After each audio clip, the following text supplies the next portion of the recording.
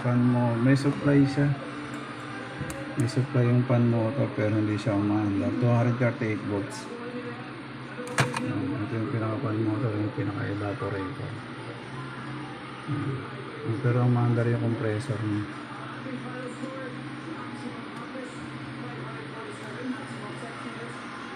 Ayan. Fan motor for replacement. So yung tinanggal, hindi na siya gumagana.